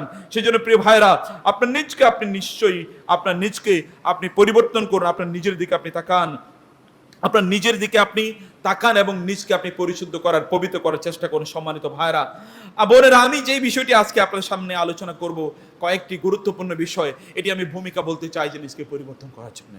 প্লিজ নিজকে পরিবর্তন করুন, অন্যথায় কোনো আমল, কোনো কাজে লাগবে না, কিছু কাজে লাগবে না। আপনি দুনিয়াতেও এবং আখিরাতে উভয় জায়গায় আপনি প্রচন্ডভাবে বিব্রত হবেন, বিপর্যস্ত হবেন। আপনি এখানেও ক্ষতিগ্রস্ত হবেন এবং আখিরাতেও আপনি ক্ষতিগ্রস্ত হবেন। হুয়া ফিল আখিরাতি মিনাল খাসিরিন। আখিরাতেও সে ক্ষতিগ্রস্তদের অন্তর্ভুক্ত। খাসিরাত দুনিয়া ওয়াল আখিরা যালিকা হুয়াল খুসরানুল মুবিন। আচ্ছা, আপনার কি মনে হয় একদল লোক দুনিয়ায় ক্ষতিগ্রস্ত, আখিরাতেও ক্ষতিগ্রস্ত, দুনিয়াও জাহান্নামী জীবন যাপন করে, আখিরাতেও জাহান্নামী জীবন যাপন করে, এই ব্যক্তির চেয়ে হতভাগা আর কে হতে পারে বলেন তো? আপনি কি তাদের অন্তর্ভুক্ত হতে চান? আপনি দুনিয়াও হতভাগা, আখিরাতেও হতভাগা, প্লিজ তাদের অন্তর্ভুক্ত হন না প্লিজ। আপনি আখিরাতকে প্রায়োরিটি দিন। আল্লাহর রাসূল সাল্লাল্লাহু আলাইহি ওয়াসাল্লাম বলেছেন, মান কানাতিল আখিরাতু হাম্মাহু, যেই ব্যক্তির আখিরাত, যেই ব্যক্তির একমাত্র উদ্দেশ্য হয়, আল্লাহ সুবহানাহু ওয়া তাআলা এই দুনিয়াকে ওই ব্যক্তির পায়ের নিচে পিষ্ট করে দেন, পায়ের নিচে দিয়ে দেন। এই দুনিয়া ওই ব্যক্তির পিছনে পিছনে ঘুরতে থাকে। দারিদ্র আল্লাহ সুবহানাহু ওয়া তাআলা তার থেকে দূর করে দেন। আল্লাহ সুবহানাহু ওয়া তাআলা তার সকল সমস্যাগুলোর সমাধান করে দেন। আর যে ব্যক্তি দুনিয়াকে তার সামনে রাখে, আল্লাহ সুবহানাহু ওয়া তাআলা তার ললাটে, তার কপালে একটা দারিদ্রের চিহ্ন এঁকে দেন। ওই ব্যক্তির সকল কাজে, সকল কর্মে একটা দারিদ্রতার ছাপ থাকে। আল্লাহ সুবহানাহু ওয়া তাআলা এরকম করে দেন। আপনি আখিরাতকে প্রাধান্য দেন, মহান আল্লাহ সুবহানাহু ওয়া তাআলাকে প্রাধান্য দেন। আল্লাহ সুবহানাহু ওয়া তাআলা আপনাকে সেই মর্যাদা প্রদান করবেন। ওয়ালিকুল্লি উম্মাতিন জাআলনা মানসাকান লিয়াযকুরু ইসমাল্লাহি আলা মা রাযাকাহুম মিন বাহিমাতিল আনআম ফাইলাহুকুম ইলাহুন ওয়াহিদ ফালাহু আসলিমু ওয়াবাশশিরিল মুখবিতিন আল্লাযীনা ইযা যুকিরাল্লাহু ওয়াজিলাত কুলুবুহুম ওয়াস-সাবিরিনা আলা মা আসাবাহুম والمقيم الصلاة ومما رزقناهم ينفقون والبدن جعلناها لكم فيها شعائر الله من شعائر الله لكم فيها خير فاذكروا اسم الله عليها صواف فإذا وجبت جنوبها فكلوا منها وأطعموا القانع والمعتر كذلك سخرناها لكم لعلكم تشكرون لن ينال الله لحومها ولا دماؤها ولكن يناله التقوى منكم كذلك سخرها لكم لتكبروا الله على ما هداكم وبشر المحسنين الله أكبر الله أكبر الله أكبر لا إله إلا الله والله أكبر ولله الحمد। মহান আল্লাহ সুবহানাহু ওয়া তাআলা প্রত্যেক জাতির জন্য একটা মানসাক তৈরি করে দিয়েছেন, একটা মানহাজ তৈরি করে দিয়েছেন, একটা মেথোডোলজি তৈরি করে দিয়েছেন, একটা লাইফস্টাইল তৈরি করে দিয়েছেন। আপনারা যারা উম্মাহ মুহাম্মাদিয়া অথবা আপনারা যারা ইব্রাহিম আলাইহিস সালাতু ওয়াস সালামের পরবর্তী প্রজন্ম হিসেবে নিজেকে দাবি করেন, আল্লাহ সুবহানাহু ওয়া তাআলা আপনাদের জন্য একটা মানহাজ, একটা মানসাক, একটা মাসলাক আল্লাহ সুবহানাহু ওয়া তাআলা তৈরি করে দিয়েছেন। আর সেই মানহাজ, মাযহাব, মাসলাক, মানসাক যাই হোক না কেন, যেটি আপনি, যে টার্মিনোলজি আপনি ব্যবহার করুন না কেন, এটি একটাই, আর তা হলো ওয়াবাশশিরিল মুখবিতিন। যেই সকল ব্যক্তিরা কেবল আত্মসমর্পণ করে মহান আল্লাহ সুবহানাহু ওয়া তাআলার জন্য, ফালাহু আসলিমু, কেবল তোমরা আত্মসমর্পণ করো সেই মহান আল্লাহ সুবহানাহু ওয়া তাআলার জন্য। এমনকি যে আমরা যে কোরবানি সামনে চলে এসেছি, এই কোরবানিও কিন্তু মহান আল্লাহ সুবহানাহু ওয়া তাআলার সামনে আত্মসমর্পণ একটা বিশাল বড় একটা দলিল, একটা বিশাল বড় ঘটনা। মহান আল্লাহ সুবহানাহু ওয়া তাআলা ইব্রাহিম আলাইহিস সালামকে লক্ষ্য করে বললেন, আপনার সবচেয়ে প্রিয় বস্তুটাকে আল্লাহর জন্য কোরবানি করে দিন। ইব্রাহিম আলাইহিস সালাম তো বুঝলেন তার প্রিয় বস্তুটি কোনটি। তিনি তার সন্তানকে জবাই করতে নিয়ে গেছেন। জানেন না আপনারা, তার সন্তানকে তিনি জবাই করতে নিয়ে গেলে একজন ব্যক্তি আল্লাহর কাছে কতটুকু আত্মসমর্পণকারী হলে তিনি দাবি করতে পারেন ওয়া আনা আউয়ালুল মুসলিমিন ওয়া মা আনা মিনাল মুশরিকিন। এগুলো কেবলমাত্র ইব্রাহিম আলাইহিস সালাতু ওয়াস সালামের মুখ থেকে বের হয়েছে এবং তার সন্তান মুহাম্মদুর রাসূলুল্লাহ সাল্লাল্লাহু আলাইহি ওয়াসাল্লামের কাছ থেকে তার মুখ থেকে বের হয়েছে। কেবল ইব্রাহিমের মুখ থেকে বের হয় এবং তার সন্তান মুহাম্মদের মুখ থেকে বের হয়েছে ইন্না সালাতি ওয়া নুসুকি ওয়া মাহইয়ায়া ওয়া মামাতি লিল্লাহি রাব্বিল আলামিন। আমার জীবন, আমার মরণ, আমি যদি বেঁচে থাকি তাহলে আল্লাহর জন্য, আমি যদি মারাও যাই তাহলে আল্লাহর জন্য, আমি যদি কোনো কোরবানি করি তাহলে সেটা আল্লাহর জন্য, আমি যদি কোনো সালাত আদায় করি, কোনো ইবাদত করি তাহলে এটা আল্লাহর জন্য। কাউকে আমি এখানে শরীক রাখি না। লা শারীকা লাহু ওয়া বিযালিকা উমিরতু and I am commanded by my Lord to dedicate everything for him. আমার রব আমাকে নির্দেশ দিয়েছেন সবকিছু যেন আমি তার জন্য ডেডিকেট করি এবং আমি সেভাবেই তার জন্য সব ডেডিকেট করে দিয়েছি। ওয়া আনা আউয়ালুল মুসলিমিন and I declare that I am from among the first who have submitted themselves to Allah. আমি তাদের মধ্যে প্রথম যারা আল্লাহর কাছে তাদের নিজেকে আত্মসমর্পণ করেছে। Look at the prestige, the dignity and the honor of the person. ব্যক্তির মর্যাদার দিকে তাকান, তিনি দাবি করতে পারেন যে তিনি মহান আল্লাহর কাছে প্রথম আত্মসমর্পণকারী। আপনি কি সেকেন্ড, থার্ড, ফোর্থ এবং ফিফথ জেনারেশন অথবা হাজার জেনারেশনের পরের জেনারেশন হয়েও আপনি কি বলতে পারেন না যে ইয়েস ওয়া আনা মিনাল মুসলিমিন, আনা আউয়ালুল মুসলিমিন না বলতে পারেন? আনা মিনাল মুসলিমিন বলতে পারেন না যে আমি মুসলিমদের অন্তর্ভুক্ত, আমি আত্মসমর্পণকারীদের অন্তর্ভুক্ত? কারণ আমার পিতা ইব্রাহিম, কারণ আমার নবী মুহাম্মদুর রাসূলুল্লাহ সাল্লাল্লাহু আলাইহি ওয়াসাল্লাম আত্মসমর্পণকারীদের সেরা ছিলেন, তারা তাদের নেতা ছিলেন। আপনি কি তাদের অন্তর্ভুক্ত হতে পারেন না? আপনি যে কোরবানি করছেন তার উদ্দেশ্য কি? আপনি যে কোরবানি করছেন তার লক্ষ্য কি? আপনি যে কোরবানি করছেন সেটা কি জন্য করছেন? আমাকে যখন লোকেরা প্রশ্ন করে বিভিন্নভাবে কোরবানি নিয়ে, তখন অনেক সময় লজ্জা লাগে। গতকাল শুনেছি যে কোরবানির পশুগুলো হাট থেকে এখন ওজন দিয়ে বিক্রি হয়। এখানে 200 কেজি আছে, প্রতি কেজির দাম হলো 580 টাকা অথবা 600 টাকা করে এবার আপনি কোরবানি করে দেন।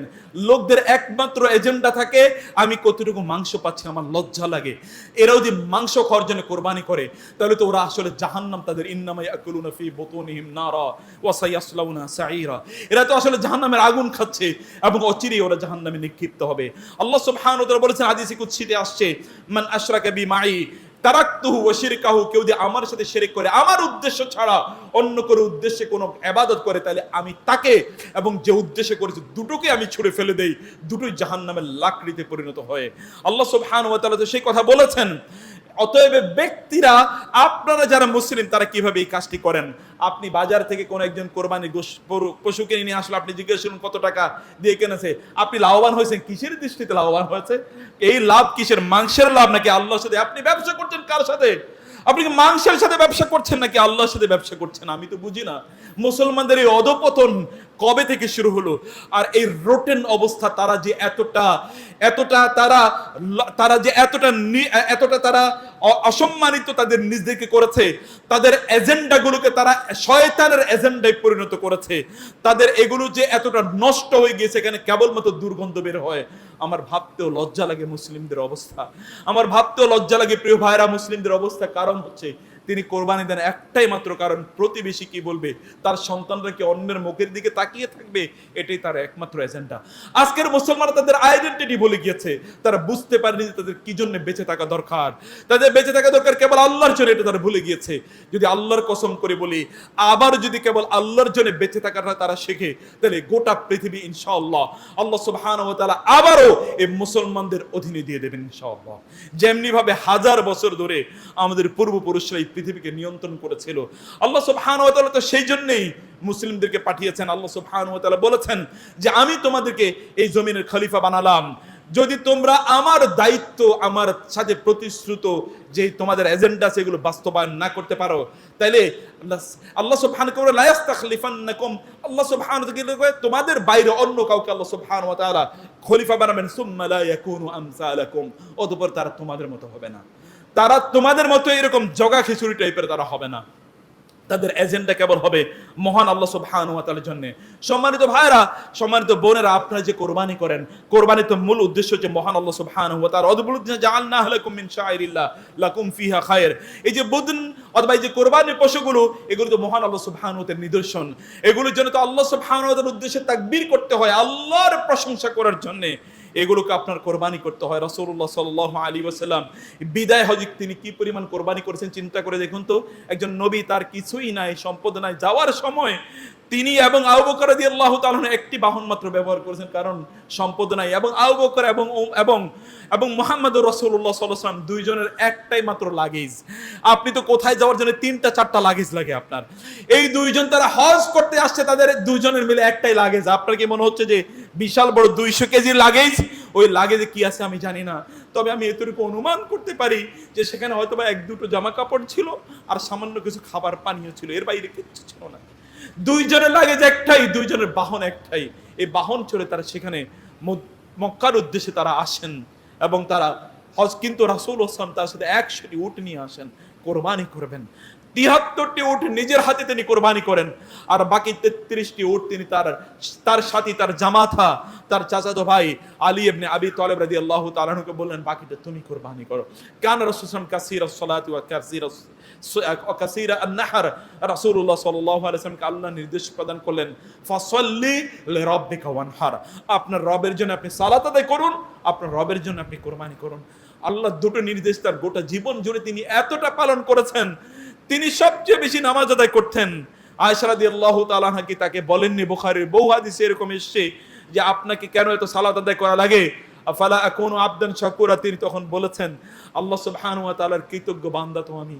আল্লাহ সুবহানাহু যেহেতু আমার মর্যাদা বাড়িয়ে দিয়েছেন, আল্লাহ সুবহানাহু ওয়া তাআলা যেহেতু আমার অতীতের এবং পরের সকল গুনাহ মাফ করে দিয়েছেন, এই জন্য সেই মহান আল্লাহ সুবহানাহু ওয়া তাআলার প্রতি শুকর আদায় করতে আমি আরো সালাতের পরিমাণ আমি বাড়িয়ে দিয়েছি। তিনি কোন ইবাদত শুরু করলে কখনো তিনি শেষ, কোন ইবাদত শুরু করলে ওটা তিনি ছেড়ে দিতেন না, এটাকে কিছুটা হলেও তিনি ধরে রাখতেন। আমরা তো কেবলমাত্র সময় এবং কালের সাথে, স্থানের সাথে আমাদের ইবাদতগুলোকে আবদ্ধ করে নিয়েছি। একদল লোক আছে কেবল মক্কা মদিনায় গেলে ভালো মানুষ থাকে, আর যদি ওইখান থেকে এয়ারপোর্ট থেকে আসার পরে তার সে খারাপ মানুষ আর দুনিয়াতে একটাও নাই। একদল লোক আছে কেবলমাত্র মসজিদে যখন আসে তখনই সে ভালো মানুষ, মসজিদ থেকে পাটা বাইরে দেওয়ার পর তার সে খারাপ মানুষ দুনিয়াতে আর একটাও নাই।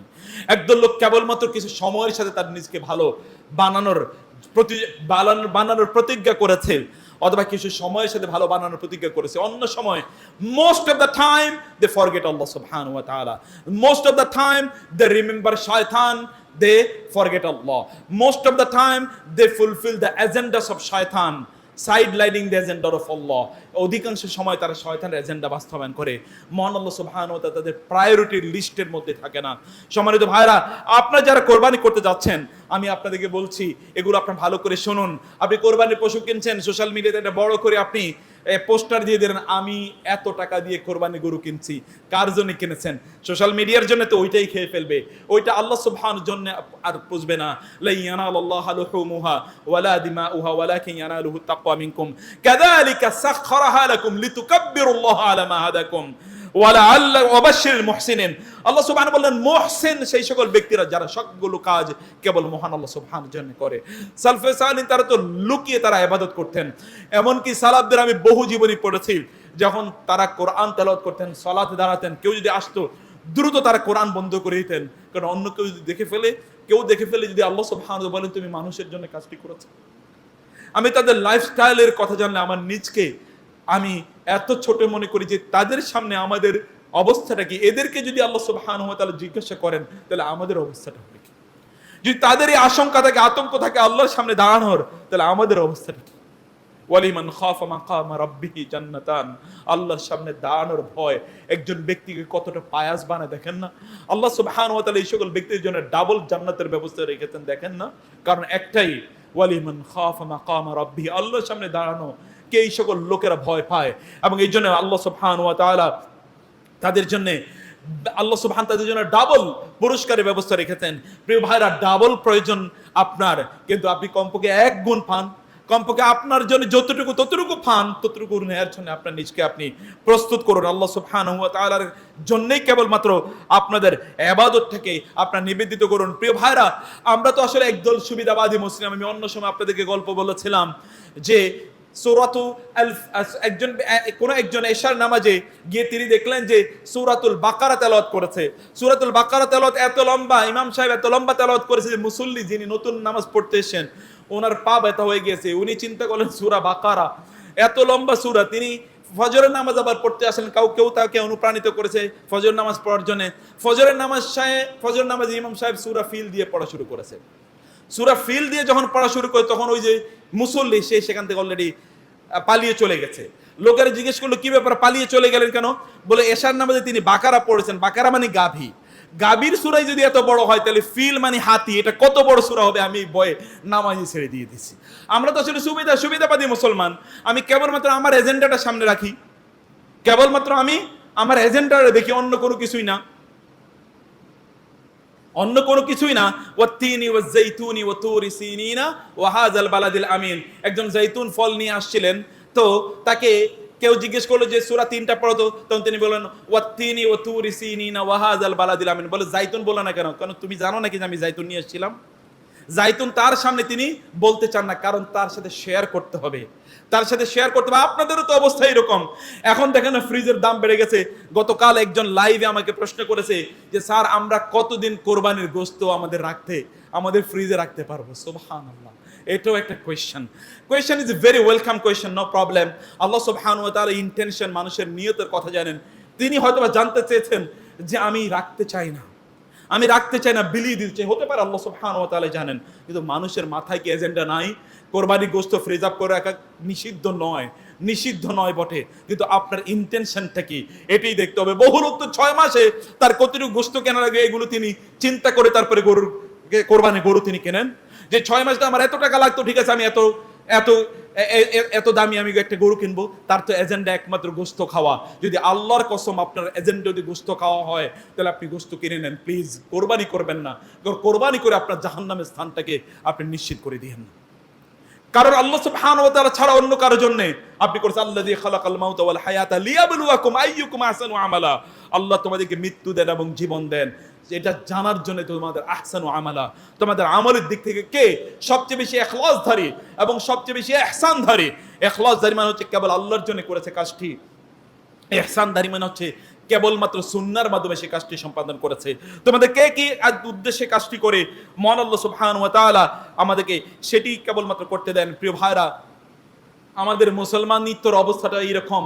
আমি যেটি আগেও বলেছি আপনাদেরকে, যে কোরআন যখন তেলাওয়াত করতে চান, আপনারা যদি কোনো বড় সূরা একবার ধরে ফেলেন, কিছুক্ষণ পর পরই কেবল পৃষ্ঠা উল্টে দেখে আর কয় পৃষ্ঠা বাকি আছে, আর কয় পৃষ্ঠা বাকি আছে শেষ হওয়ার জন্য, আর পারা দেখলো কয়েক পৃষ্ঠা, তার একটাই মাত্র এজেন্ডা, তাহলে যে তাড়াতাড়ি শেষ করা, আল্লাহর সন্তুষ্টি।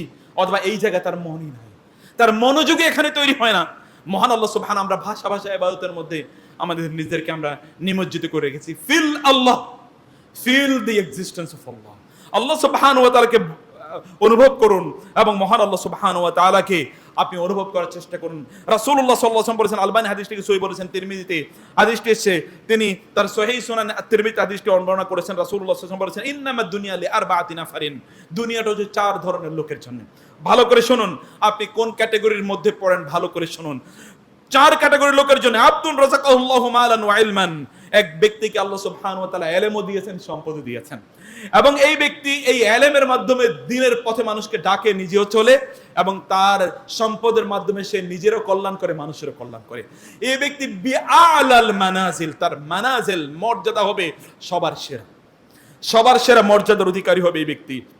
ওয়া আব্দুর রাযাকাহুল্লাহু ইলমান ওয়া লাম ইয়ারযুকু মালান ফাহুয়া সাদিকুন নিয়্যাতি, আরেকজন ব্যক্তি যাকে আল্লাহ সুবহানাহু ওয়া তাআলা ইলম দিয়েছেন কিন্তু সম্পদ তাকে দেন নাই, কিন্তু সেই ব্যক্তি এটা কথা বলতে থাকে যে আল্লাহ, তুমি যদি আমাকে ওই ব্যক্তির মতো সম্পদ দিতে, তাইলে আমি ওই ব্যক্তির মতো মানুষের কল্যাণে তোমার দ্বীনের জন্য আমি এই সম্পদকে ব্যবহার করতাম।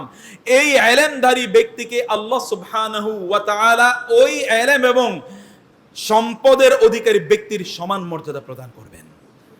আর একদল ব্যক্তি আছে যাদের দুনিয়ায় কেবলমাত্র সম্পদ আছে কিন্তু কি নাই, তার জ্ঞান নাই। এই ব্যক্তি এই সম্পদ তার যেইভাবে মনে চায় এইভাবে পরিচালনা করে, হালাল হারাম কোনো কিছু বাছে না। এই ব্যক্তি বিআখবাসিল মানাজিল, সবচেয়ে নিকৃষ্ট অবস্থায়, জাহান্নামের সবচেয়ে নিকৃষ্ট স্থানে সে সেখানে তাকে সেখানে পরিচালিত করা হবে, সেখানে তাকে নিক্ষেপ করা হবে। আর এক ব্যক্তি আছে, তার দুনিয়ায় সম্পদও নাই, তার জ্ঞানও নাই। হতে পারে আপনাদের মধ্যে এরকম অনেক আছে, তার জ্ঞানও নাই, তার সম্পদও নাই। এই ব্যক্তি আল্লাহকে বলেন, আল্লাহ, আমার যদি জ্ঞান থাকতো তাহলে ওই ব্যক্তির মতো কাজ করতাম, আমার যদি সম্পদ থাকতো তাহলে ওই ব্যক্তির মতো কাজ করতাম। আল্লাহ সুবহানাহু ওয়া তাআলা ওই যে ব্যক্তিকে সম্পদও দিয়েছেন, জ্ঞানও দিয়েছেন, ওই ব্যক্তির প্যারালাল মর্যাদা এই তৃতীয় ব্যক্তিকে নিয়ে যাবেন। আপনি যদি সম্পদ অথবা জ্ঞানের কম অধিকারী হয়ে থাকেন, ডোন্ট গেট ফ্রাস্ট্রেটেড, আপনি হতাশ হওয়ার কোনো কারণ নাই। আল্লাহ সুবহানাহু ওয়া তাআলা তো মর্যাদা দেওয়ার মালিক। যখন আল্লাহ সুবহানাহু ওয়া তাআলা কিয়ামতের দিন আপনাকে জান্নাত প্রদান করবেন, তখন আল্লাহ সুবহানাহু ওয়া তাআলা এই পৃথিবীতে সবচেয়ে কষ্টের লোকটাকে জিজ্ঞেস করবেন, তুমি কি দুনিয়াতে কোনো কষ্টে ছিলে? বলে, না, দুনিয়াতে তো আমার কোনো কষ্ট ছিল না। অথচ গোটা দুনিয়া জুড়ে সে কষ্টের মধ্যে ছিল, তার জন্ম থেকে মৃত্যু পর্যন্ত কষ্টের মধ্যে জীবন যাপন করেছে।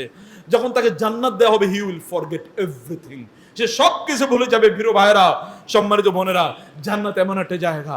আর যে ব্যক্তি দুনিয়ায় সবচেয়ে শান শৌকতে, সম্মানে, মর্যাদায়, প্রভাবে, প্রতিপত্তিতে, সম্পদে ছিল, এই ব্যক্তিকে যখন জাহান্নামে নিক্ষেপ করা হবে, তাকে জিজ্ঞেস করা হবে, দুনিয়াতে তুমি কি কোনো ভোগ বিলাসের মধ্যে ছিলে, কোনো ভোগ করতে পেরেছে? বলে, না না না, কিচ্ছু না, আমি দুনিয়ার কোনো কথা আমার মনে নাই, আই হ্যাভ ফরগটেন এভরিথিং, আমি সব কিছু ভুলে গিয়েছি, আমার কিচ্ছু মনে নাই। আপনার অতীতের একটু সুখ স্মৃতি মনে করে আপনি কি সুখে থাকবেন? No, there is no way. অতীতের কোনো দুঃখের কথা মনে করে আপনি দুঃখিত হবেন? No, there is no way. There is no way inside the জান্নাহ, there is no inside the জাহান্নাম। জান্নাতে জান্নাতি কেবলমাত্র, জাহান্নামে কেবল জাহান্নামী। এর দুটোর কোনো ব্যত্যয়, এটার একটার মধ্যে আরেকটার কোনো ইন্টিগ্রেশন, এর অবস্থান কোনো নাই, একটার মধ্যে আরেকটার কোনো পার্টিসিপেশন নাই। এমন একটি জায়গা মহান আল্লাহ সুবহানাহু ওয়া তাআলা জান্নাত এবং জাহান্নামে ব্যবস্থা করে রেখেছেন। প্রিয় ভাইরা, সেই জন্যই আমি বলছি, অনেক লোক আপনি দেখবেন যে অনেক লোক বহু ধরনের কাজ করে, সে সকল কাজের একমাত্র উদ্দেশ্যই দুনিয়া, তাদের একমাত্র উদ্দেশ্য দুনিয়া। দুনিয়ার লক্ষ্যে তারা প্রতি মুহূর্তে ছুটতেই থাকে। রাসূলুল্লাহ সাল্লাল্লাহু আলাইহি ওয়াসাল্লাম বলে একদল লোক যারা হজ করতে গিয়েছে, বহু লোক, আপনি দেখবেন হজ জুড়ে কেবলমাত্র সোশ্যাল মিডিয়া। আমি গতকাল একজনকে দেখেছি যে তিনি সোশ্যাল মিডিয়ায় তিনি ইয়ে করছেন, মুনাজাত করছেন, এক হাতে মুনাজাত করছেন, আরেক হাতে এভাবে ছবি তুলছেন বাইতুল্লাহর সামনে, এক হাতে মোনাজাত করছেন, আরেক হাতে ছবি তুলছেন। সোশ্যাল মিডিয়াতে একটা ভিডিও ভাইরাল হয়েছিল, আপনি নিশ্চয়ই দেখেছেন। কোন একজন এক মাজারে এক লোক বসে তিনি সেখানে কি কি যেন দেবেন, তো আরেকজনকে বলেন তুমি কি করো, ইয়ে করো, ভিডিও করো। যখন ভিডিওটা ধরলো তখন তিনি একটু কান্নার ভাব করলেন। ভিডিওটা যখন ধরেছে কান্নার ভাব, অর্থাৎ কান্নার ছবিটা কেবলমাত্র তিনি ভিডিওর মাধ্যমে করে মানুষের কাছে সস্তা পপুলারিটি অর্জন করার জন্য চেয়েছেন। আপনি দেখবেন বাংলাদেশেরও বিভিন্ন প্রেক্ষাপটে দেখবেন বিভিন্ন সময় আসলে একদল লোকের মাথায় কাপড় উঠে অথবা মাথায় টুপি উঠে, কেবলমাত্র তার ওই এজেন্ডার কারণে, অন্য কোনো উদ্দেশ্য না। অথবা তিনি মুনাজাত করতেছেন এগুলো দিয়ে বিভিন্ন জায়গায় তিনি ক্যাম্পেইনিং করতে থাকেন, তার এজেন্ডা একটাই, তা হলো মানুষের সস্তা পপুলারিটি অর্জন করা। এই সকল লোকেরা আল্লাহর জন্য করে না। কেউ কেউ হজ করে আল্লাহর জন্য নয়, মানুষের জন্য, সস্তা মানুষের কাছ থেকে অ্যাপ্রিসিয়েশন নেওয়ার জন্য। কেউ কেউ কোরবানিও করে গোস্ত খাওয়ার জন্য, কেউ কেউ সালাতও আদায় করে, অন্য কেউ তাকে সালাত নামাজি বলবে এই জন্যে। আমি বহু ছেলেকে দেখেছি, বহু মেয়েকে দেখেছি, বিয়ের আগে আগে তারা নামাজি হয়ে যায়, তারা পর্দা অথবা দাড়ি রাখা শুরু করে, তারা মসজিদে আসা শুরু করে, একটাই মাত্র কারণ হলো তাইলে মানুষ বলবে ছেলেটা খুবই ভালো, মেয়েটা খুবই ভালো, তার কাছে বিয়ে দেয়া যায় বা তাকে বিয়ে করানো যায়। উদ্দেশ্যটা একটাই। রাসূল সাল্লাল্লাহু আলাইহি ওয়াসাল্লাম বললেন ফামান কানাত হিজরাতুহু ইলা দুনিয়া ইউসিবুহা আও ইলা ইমরাআতিন ইয়ানকিহুহা ফাহিজরাতুহু ইলা মা হাজারা ইলাইহি। কেউ যদি দুনিয়ার উদ্দেশ্যে হিজরত করে, দুনিয়া পাওয়ার জন্য, অথবা কেউ যদি কোন একজন নারীকে বিয়ে করার জন্য হিজরত করে, কোন একটা জায়গা থেকে অন্য জায়গায় যায়, তাহলে আল্লাহ সুবহানাহু ওয়া তাআলা তার জন্য লিখে দেবেন এই উদ্দেশ্যে কাজটি করছে। যদি হিজরতের মতো তো বিশাল বড় কাজ, হিজরত মানে কি আপনি যদি বুঝতেন, হিজরত মানে মক্কা থেকে মদিনায় চলে যাওয়া। হিজরত মানে হচ্ছে মক্কায় আপনার আপন জনদেরকে রেখে, সকল সম্পদ রেখে, আপনার এই চির পরিচিত পরিবেশ রেখে, আপনার নিঃস্ব অবস্থায় জীবনের ঝুঁকি নিয়ে মদিনায় চলে যাওয়া, এটাকে বলা হয় হিজরত। এইরকম একটি কাজ যে সকল লোকেরা করেছে, সেই সকল লোকেরাও যদি দুনিয়ার কোন উদ্দেশ্য তাদের থাকে, তাহলে হিজরত থেকে সে কোনো কিছু অর্জন করতে পারবে না। এমন অনেক লোক আছে, রাসূল সাল্লাল্লাহু আলাইহি ওয়াসাল্লাম বললেন লা তাআল্লামুল ইলমা লিতুবাহু বিহি আল উলামা ওয়ালা লিতুমাবিরু আল সুফাহা ওয়ালা লিতুখায়িরু বিহি আল মাজালিস ফামান ফাআলা যালিকা ফান্নার আন-নার। রাসূলুল্লাহ সাল্লাল্লাহু আলাইহি ওয়াসাল্লাম বললেন, কোন একজন ব্যক্তি তিনি যদি জ্ঞান অর্জন করে কেবলমাত্র তার অনেক জ্ঞান আছে এটা দেখিয়ে বাহাদুরি করার জন্য, অথবা কিছু লোকের সাথে ঝগড়া বিবাদ করবে, যারা একটু কম জানে তাদের সাথে একটু বিবাদ করে, বিতর্ক করে তাদেরকে পরাজিত করবে, এবং তারা মানুষ বলবে না উনি তো অনেক জ্ঞানী, উনি অনেককে অমকে বহেছে পরাজিত করেছে, এই উদ্দেশ্যে, অথবা এর মাধ্যমে তিনি কি করবেন, লোকেরা তাহলে তাকে দাওয়াত দেবে, তিনি বিভিন্ন বহুত ধরনের প্রোগ্রাম পাবেন, অনেক টাকা পয়সা ইনকাম করতে পারবে, এই উদ্দেশ্যে যদি, অথবা তার অনেক ছাত্র হবে, এই উদ্দেশ্যে যদি কেউ জ্ঞান অর্জন করে, তাহলে রাসূল সাল্লাল্লাহু আলাইহি ওয়াসাল্লাম বললেন ফান্নার আন্নার। দুইবার তিনি বললেন, একবার বললেই যথেষ্ট ছিল আমাদের অন্তরটাকে কাঁপিয়ে দেওয়ার জন্য। তিনি বলেন ফান্নার আন্নার, ওই ব্যক্তির জন্য একটাই মাত্র উদ্দেশ্য, তা হলো জাহান্নাম। তার একটাই মাত্র আশ্রয়, তা হলো জাহান্নাম, জাহান্নাম, জাহান্নাম, আর কিচ্ছু না। আল্লাহ রাসূল যেন আর বলতে পারছেন না, যে ব্যক্তি জাহান্নামে তার স্থানটা নির্ধারণ করে নিল। প্রিয় ভাইরা, প্লিজ আপনাদের rectify your attention, rectify your intention, repair your intention please. আপনি ইন্টেনশনটাকে ঠিক করে নিন। আপনি যদি নিয়তটা ঠিক থাকে, আপনার কম ইবাদত আপনার জন্য ইনশাআল্লাহ এগুলো ঠিক হয়ে যাবে। কম ইবাদত যদি আপনি করেন তা তো আপনার জন্য কল্যাণকর হবে। আর যদি আপনি অনেক ইবাদত করেন কিন্তু আপনার ইন্টেনশনটা মহান আল্লাহ সুবহানাহু সন্তুষ্টির জন্য নয়, তাহলে আপনি কোন অবস্থায় এগুলো দিয়ে কোনো কল্যাণই সাধন করতে পারবেন না। কয়েকটি বিষয়, খুব ছোট্ট কিছু নোট আপনাদেরকে বলি। সম্মানিত ভাইরা বোনেরা, আপনারা অনেকেই দেখবেন কোরবানি নিয়ে ব্যাপক পরিমাণে ব্যস্ত, কিন্তু নামাজের কোনো খবর নাই। কোরবানি নিয়ে ব্যাপক পরিমাণ ব্যস্ত, এই ব্যক্তির নামাজের কোনো খবর নাই। এই ব্যক্তি হলো ওই ব্যক্তির মতো, যেই ব্যক্তি যখন শুনলো যে ঈদের চাঁদ উঠেছে, তখন তার লুঙ্গিটা সে তার ইয়ে থেকে প্যান্ট অথবা লুঙ্গি খুলে তারপরে সে মাথায় পাগড়ি বেঁধেছে। কারণ হচ্ছে কি, ঈদের চাঁদ উঠেছে, এই জন্য খুশিতে এবার পাগড়ি বেঁধেছে। এর মধ্যে যে তার ফরজ লঙ্ঘন হয়ে গেছে, প্রতি মুহূর্তে সে কবিরা গুনাহ করতেছে, এটা বুঝার কোনো উপায় নাই, এটা সে বুঝেই না। এরকম বেহুশ আকারে আছে। আপনি যদি সালাত আদায় না করেন, আপনার যদি আকীদা আখলাক ঠিক না থাকে, তাহলে আপনার কোরবানি করার দরকার নাই। কোরবানি আগে নিজের চরিত্রকে করুন, কোরবানি আগে নিজের ইন্টেনশনটাকে করুন, কোরবানি আগে নিজের লাইফস্টাইলকে করুন, আগে নিজের লাইফস্টাইলকে কোরবানি করুন প্লিজ। আপনার প্রায়োরিটিকে কোরবানি করুন। আল্লাহ সুবহানাহু ওয়া তাআলার জন্য আপনার সবকিছুকে আপনি নিবেদিত করে দেন প্লিজ। যারা কোরবানি করতে আসছেন সালাত থেকে পরিশুদ্ধ করুন। এখন থেকে সিদ্ধান্ত নিন, আল্লাহ পরশু আমি কোরবানি করতে যাচ্ছি, তার আগে তুমি আমার নামাজটাকে ঠিক করে দাও, আমাকে নামাজি বানিয়ে দাও। আল্লাহর কাছে সে প্রার্থনা করুন, আপনি ইনকামটাকে হালাল বানান প্লিজ। আপনার হারাম ইনকাম দিয়ে আপনি যদি কোরবানি করতে চান তাহলে ডাবল প্রবলেম আপনার জন্য, গুনাহ আপনার ডাবল হবে। একটা হলো আপনার ইনকামটা হারাম, এই টাকা তো আপনারই না। 2 নম্বর হলো এটা দিয়ে আপনি আল্লাহর সন্তুষ্টি অর্জন করতে চান। সুবহানাল্লাহ, কিভাবে সম্ভব? ইন্নাল্লাহা তাইয়্যিবুন লা ইয়াকবালু ইল্লা তাইয়্যিবান। আল্লাহ সুবহানাহু ওয়া তাআলা পবিত্র, তিনি পবিত্র ছাড়া কোনো কিছু গ্রহণ করেন না। আর আপনি একটা নিকৃষ্ট অপবিত্র জিনিস আল্লাহকে আপনি প্রদান করছেন। আপনার এত স্পর্ধা, হাউ অডাসিয়াস ইউ আর, আপনি এতটা স্পর্ধিত, আপনার এতটা দুঃসাহস, আপনি হারাম জিনিস আল্লাহকে অফার করছেন আর তার মাধ্যমে আবার আল্লাহর কাছ থেকে সাওয়াব কামনা করেন। এই দুঃসাহসকে এখনই আপনি পরিত্যাগ করুন প্লিজ। ইনকামটাকে হালাল বানান, রেকটিফাই ইট। অথবা যদি আপনার ইনকামটা হারাম হয় তাহলে এটি দিয়ে আপনার কোরবানি করার দরকার নেই। এই কোরবানি করে কি লাভ হবে? কিছু কিছু লোক আছে প্রচন্ড মানবতাবাদীরা বলবে এখন বিভিন্ন জায়গায় দুর্ভিক্ষ চলছে, বন্যা চলছে, অতএব এখন আর কোরবানি করার দরকার নাই। ওরা বুঝে না কোরবানি ইসলামের একটা শিয়ার। যেই সকল ব্যক্তিরা তারা কোরবানি করে তারা আল্লাহর রাস্তায় দানও করে। যারা দান করেন আল্লাহর রাস্তায় মানবতার সময়, যারা মানবতার সেবায় যাদেরকে খুঁজে পাওয়া যায় না, ওরাই ইসলামের বিভিন্ন এজেন্ডাগুলোর বিরুদ্ধে তারা কথাবার্তা বলে। এরা শয়তানের প্রতিভূ, এরা শয়তানের এজেন্ডা বাস্তবায়ন করার জন্য দুনিয়াতে আগমন হয়েছে এদের, এবং শয়তানের এজেন্ডা বাস্তবায়ন করাই এদের একমাত্র প্রায়োরিটি। এই জন্য যখনই তারা কোরবানির প্রশ্ন আসে অথবা হজের প্রশ্ন আসে তখনই কেবলমাত্র তারা এগুলোর অর্থ দিয়ে গরিব দুঃখীদের দান করার কথা তারা বলে। জুয়া, লটারি, সিনেমা, নাটক ইত্যাদির কথা কখনো তারা বলে না। এগুলোকে বন্ধ করে দিয়ে এগুলোর টাকাগুলো মানুষের জন্য বিনিয়ে দেওয়া হোক। যেই সকল ব্যক্তিরা আল্লাহর সন্তুষ্টির জন্য ইবাদত করে সেই সকল ব্যক্তিরা আল্লাহর সন্তুষ্টির জন্য মানুষকে দান করে। কোন এক সময় আপনারা মনে করতেন উলামায়ে কেরাম, হুজুররা কেবলমাত্র মানুষের কাছে চাইতে যায়। এখন হুজুর দেখলে মানুষরা তাদের কাছে চাইতে আসে, দেখেন না? এখন হুজুর দেখলে, আলেম দেখলে মানুষরা তাদের কাছে চাইতে আসে। তিনি বুঝি ত্রাণ নিয়ে এসেছেন, তিনি বুঝি আমাদের বিপদে এগিয়ে এসেছেন। দেখেন না চরিত্র আলেমদের? এই চরিত্র আলেমদের যুগে যুগে ছিল। রাসূলুল্লাহ সাল্লাল্লাহু আলাইহি ওয়াসাল্লামের ব্যাপারে তার স্ত্রী খুদ খাদিজাতুল কুবরা রাদিয়াল্লাহু তাআলা আনহা টেস্টিফাই করছেন, বুখারী 2-3 নম্বর হাদিস, সবচেয়ে বড় হাদিসের মধ্যে একটি। আল্লাহ সুবহানাল্লাহ ওয়াল্লাহি লা ইউখজিকাল্লাহু আবাদা ইন্নাকা লাতাসিলুর রাহিমা ওয়া তাহমিলুল কাল্লা ওয়া তাকসিবুল মা'দুমা ওয়া তুঈনু আলা নওয়াইবিল হক। লম্বা হাদিসের মধ্যে রাসূলুল্লাহ বলেছেন, রাসূলুল্লাহ সাল্লাল্লাহু আলাইহি ওয়াসাল্লাম ব্যাপারে খাদিজাতুল কুবরা বলেছেন, আপনি তো এমন মানুষ যে মানুষের সকল বিপদ আপদে আপনি এগিয়ে যান। মানুষের সকল বিপদ আপদে এগিয়ে যায়, এটা উলামায়ে কেরামের কাজ। তারা সেই কাজগুলোই করে থাকেন সম্মানিত ভাইরা।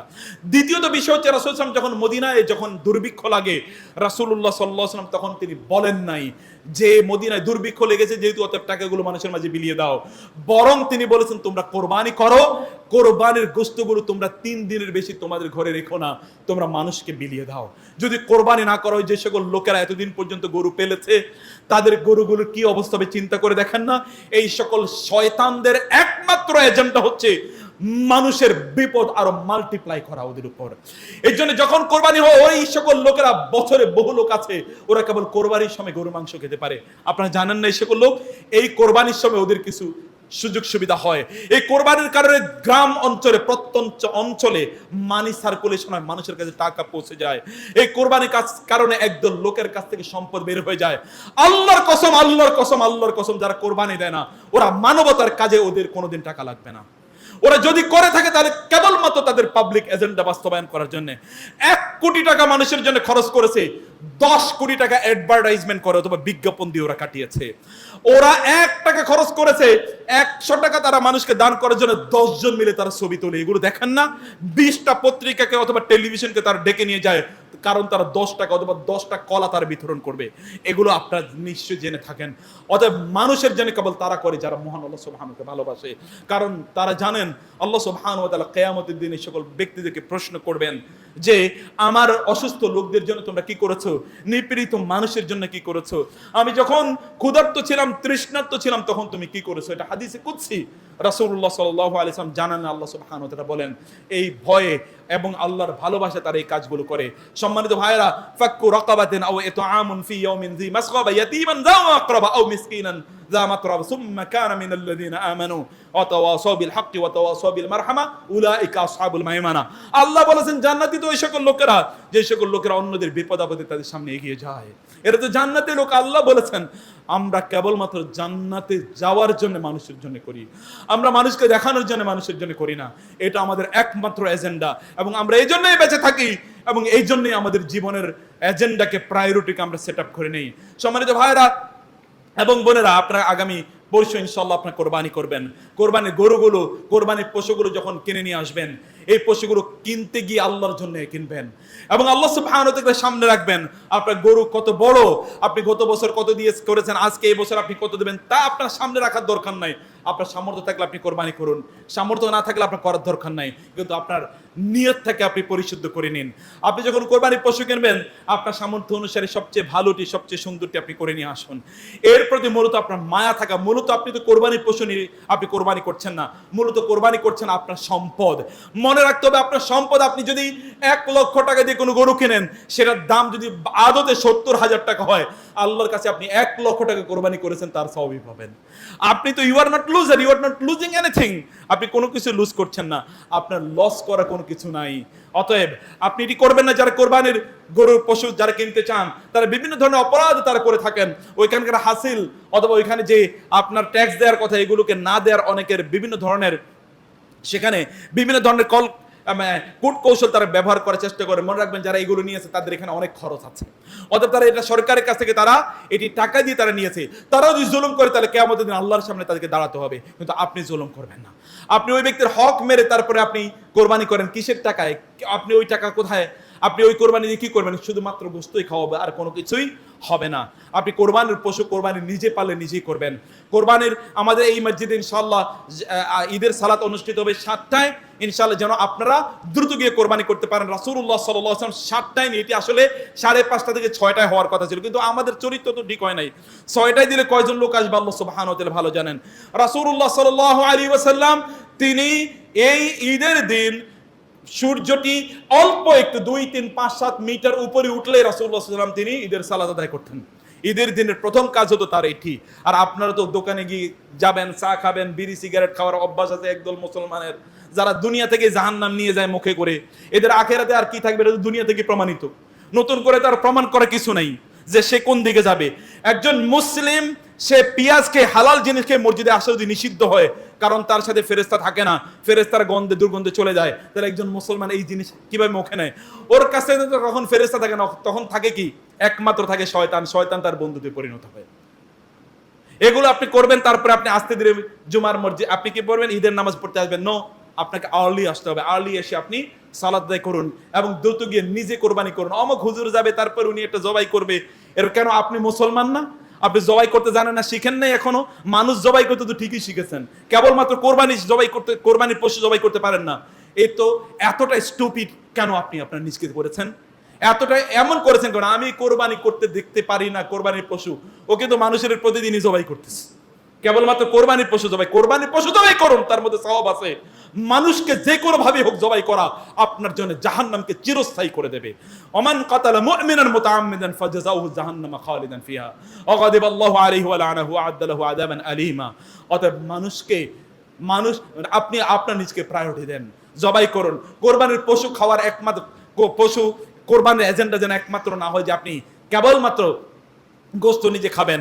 এই জন্য না, কোরবানির গোস্তগুলো আপনার গোস্তকে 3 ভাগ করবেন। আপনি এরকম করবেন না যে গোটা গোস্তকে 7 ভাগ 8 ভাগ করে 1 ভাগ মানুষের দেবেন আর 7 ভাগ নিজেরা, 7 ভাগে যারা দিয়েছেন তারা নিয়ে যাবেন। এটা করবেন না। প্রত্যেক ভাগকে আপনার অংশ আপনি নিয়ে গিয়ে এটাকে আপনি 3 ভাগ করে 1 ভাগ নিজে খাবেন, 1 ভাগ আত্মীয় স্বজনকে দেবেন এবং 1 ভাগ মিসকিনদেরকে আপনারা দেবেন। এর মাধ্যমে আপনারা কোরবানির কাজগুলো করবেন। আরাফার দিবস চলছে, আরাফাতে আজকে হাজিরা উপস্থিত হয়েছে। আপনি কবে রোজা রাখবেন? আপনি আজকে রোজা রাখতে পারেন কারণ আরাফাতে হাজিরা আছে। আগামীকাল রোজা রাখতে পারেন কারণ এটা ইয়াউম আরাফা, আরাফার দিবস। হাজিরা যদি উপস্থিত নাও হয় হজের ময়দানে, তাইলেও আমাদেরকে এই দিবসের রোজা রাখা আমাদের জন্য উত্তম। কারণ রাসূলুল্লাহ সাল্লাল্লাহু আলাইহি ওয়াসাল্লাম বলেছেন, ইন্নী আহতাসিবু আলাল্লাহি আন ইউকাফফিরা আস-সানাতাল্লাতী ক্বাবলা ওয়াস-সানাতাল্লাতী বা'দা।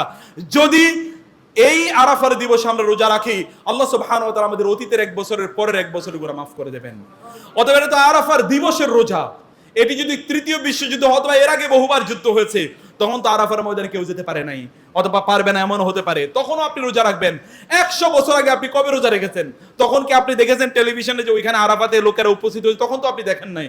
ইসলাম ইজ ইউনিভার্সাল। টেকনোলজির উপর ভিত্তি করে ইসলামের ইউনিভার্সাল রুল কোনোদিন পরিবর্তন হয় না। টেকনোলজির সার্ভিস আমরা নিতে পারি, যখন আমরা টেকনোলজির সার্ভিস নিয়েছি তার মানে হচ্ছে তার উপর ভিত্তি করে কোন রুলস রেগুলেশন পরিবর্তন হয় না। অতএব আপনি আগামীকাল রোজা রাখতে পারেন, নো প্রবলেম। যদি আপনি মনে করেন আজকেই রোজা রাখতে হবে, আগামীকাল রোজা রাখা যাবে না, তাহলে আগামীকাল আপনাকে কোরবানি করতে হবে, কারণ হাজিরা আগামীকাল কোরবানি করবে, কারণ হাজিরা তো আগামীকাল কোরবানি করবে। অতএব এখানে কনফিউশন তৈরি করার কোনো কারণ নাই, এখানে নতুন এজেন্ডাও তৈরি করার কোনো কারণ নাই। আপনি লোকাল মুন সাইটিং এর উপর নির্ভর করছেন, আপনি ইন্টারন্যাশনাল মুন সাইটিং কিছু একটা জগা খিচুড়ি মার্কা জীবন ব্যবস্থা আপনি তৈরি করবেন, তা আপনারা করবেন না অনুগ্রহ করে। জগা খিচুড়ি মনে যা চায় তাই করে, এটা কোনো আলেম এবং কোনো সালাফের কাজ নয়। যা কোরআন এবং সুন্নাহ দ্বারা সাবিত আপনি তাই করবেন। জগা খিচুড়ির মধ্যে যাওয়ার কোনো প্রয়োজন নেই। আপনি যদি জানেন রাসূলুল্লাহ সাল্লাল্লাহু আলাইহি ওয়াসাল্লাম প্রথম 9 দিন রোজা রাখার কথা তিনি বলেছেন, মামিন আইয়ামিন রাসূলুল্লাহ সাল্লাল্লাহু আলাইহি ওয়াসাল্লাম আল আমালু সালিহু ফীহিন্না খায়রুন ওয়া আহাব্বু ইলাল্লাহ মিন হাযিহিল আইয়াম আল 10। এই 10 দিন ইবাদত করা আল্লাহকে সবচেয়ে বেশি প্রিয় ইবাদত। অতএব এই 10 দিন আপনারা ইবাদত করবেন।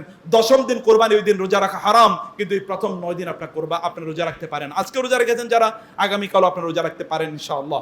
আল্লাহ সুবহানাহু ওয়া তাআলা আমাদেরকে আল্লাহ সুবহানাহু ওয়া তাআলা কোরবানি এবং ইবাদতের সকল নিয়ম না কানুন মেনে ইবাদত করার তৌফিক দান করুন। আকুল কওলি হাযা ওয়া আস্তাগফিরুল্লাহ লি ওয়া লাকুম লিসাইরিল মুসলিমিন ফাস্তাগফিরুহু ইন্নাহু হুয়াল গফুরুর রহিম। ইন্নাল হামদালিল্লাহ ওয়াস সালাতু ওয়াস সালামু আলা রাসূলিল্লাহ ওয়া আলা আলিহি ওয়া সাহবিহি ওয়া মান ওয়ালা, আম্মা বা'দু ফাআউযু বিল্লাহি মিনাশ শাইতানির রাজীম। বিসমিল্লাহির রহমানির রহিম। ইন্নাল্লাহা ওয়া মালাইকাতাহু ইউসাল্লুনা আলান নবী ইয়া আইয়ুহাল্লাযীনা আমানু সাল্লু আলাইহি ওয়া সাল্লিমু তাসলিমা। اللهم صل على محمد وعلى آل محمد كما صليت على إبراهيم وعلى آل إبراهيم إنك حميد مجيد. اللهم بارك على محمد وعلى آل محمد كما باركت على إبراهيم وعلى آل إبراهيم إنك حميد مجيد. اللهم أعز الإسلام والمسلمين، اللهم انصر الإسلام والمسلمين، اللهم انصر المجاهدين في كل مكان، اللهم شتت شمل اليهود والنصارى والمشركين، اللهم أعز الإسلام والمسلمين، اللهم انصر الإسلام والمسلمين. হে আল্লাহ, তুমি ইসলামকে বিজয়ী শক্তি হিসেবে কবুল করে নাও আল্লাহ। আল্লাহ, গোটা পৃথিবীতে ইসলামকে তুমি বিজয়ী করে দাও আল্লাহ। মুসলিমদেরকে গোটা পৃথিবীতে তুমি বিজয়ী করে দাও আল্লাহ। মানুষের লাইফস্টাইলকে তুমি ইসলামিক করে দাও আল্লাহ। আল্লাহ, আমাদেরকে ইসলামকে প্রায়োরিটি দেওয়ার তৌফিক দান করো আল্লাহ। তোমার জন্য প্রত্যেকটি কাজ করার তৌফিক দান করো আল্লাহ। আল্লাহ, যারা আমাদের দেশে লোকেরা যারা হজ করতে গিয়েছেন তাদের সকলের হজ কবুল করে নাও আল্লাহ। আল্লাহ, যারা আরাফাতের ময়দানে আছেন আল্লাহ, তাদের রোজাগুলোকে, তাদের আরাফাতের হজগুলোকে কবুল করে নাও আল্লাহ। আল্লাহ, আমরা যে রোজা রাখছি আল্লাহ, আমাদের রোজাগুলো কবুল করে নাও, আমাদের ইবাদতগুলো কবুল করে নাও। যারা হজে যেতে পারেনি আমাদেরকে যাওয়ার তৌফিক দাও আল্লাহ। যারা সামর্থ্য রাখে না তাদেরকে যাওয়ার তৌফিক দান করো। তোমার ঘর দেখার তৌফিক তাদেরকে দান করো আল্লাহ। তাদেরকে সেই সম্মান প্রত্যেকে দান করো আল্লাহ। আর যারা গ্রাম অঞ্চলে যাচ্ছেন আল্লাহ, তাদের প্রত্যেকে নিরাপদে পৌঁছার তৌফিক দান করো আল্লাহ। আপনারা যারা গাড়ি চালাবেন আপনারা হুশ করে গাড়ি চালাবেন। মনে রাখবেন, যেই ব্যক্তি গাড়ি চালাতে গিয়ে তার অন্যায়ের কারণে সে নিজেও মারা যায়, অন্য ব্যক্তিরাও মারা যায়, অন্যরা হয়তো বা শহীদের মর্যাদা পাবে, কিন্তু এই ব্যক্তি হত্যাকারীর কারণে নিজে হত্যাকারী হিসেবে বিবেচিত, ওই ব্যক্তি জাহান্নামে তার স্থানটা নির্ধারণ করে নেবে। আল্লাহ রাসূল সাল্লাল্লাহু আলাইহি ওয়াসাল্লাম বলেন, ফাল কাতিলু ওয়াল মাকতুলু কিলাহুমা ফিন্নার।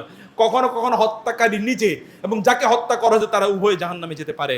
কারণ একটাই, এই ব্যক্তিদের উদ্দেশ্যকে, ইন্টেনশনকে, আপনি কোন রুলস রেগুলেশন মানবেন না।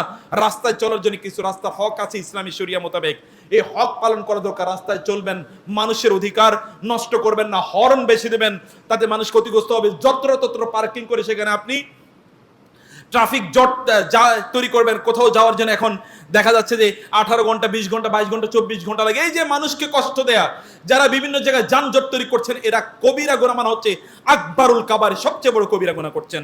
মুসলমানদেরকে কষ্ট দেয়া হারাম, হারাম, হারাম। ঈমানের একটি অংশ হচ্ছে রাস্তা থেকে কষ্টদায়ক জিনিসগুলো দূর করে দেয়া। অতএব রাস্তা থেকে কষ্টদায়ক জিনিস দূর না করে দিয়ে আপনার মতো করে আপনি পাগলের মতো গাড়ি চালাবেন, নিজেও আহত হবেন, অন্যদেরকে আহত করবেন, নিজেও নিহত হবেন, অন্যকে নিহত করবেন, আর মনে করবেন আপনি একেবারে ফেলফেলাইয়া জান্নাতে চলে যাবেন। No, never. আপনি হত্যাকারী হিসেবে আপনি বিবেচিত হবেন। যারা ড্রাইভার, মনে রাখবেন, কারোর জন্য আপনি কোনো ক্ষতির কারণ হলে কিয়ামতের দিন কোনো ছাড় নাই। অতএব যারা যাচ্ছেন নিরাপদে যাবেন, যাওয়ার চেষ্টা করবেন, সুস্থভাবে যাওয়ার চেষ্টা করবেন। আল্লাহর কাছে যাওয়ার জন্য, রাস্তায় চলার জন্য যে সুন্নাহগুলো আছে এগুলোকে মেনটেন করার চেষ্টা করুন। গাড়িতে ওঠার জন্য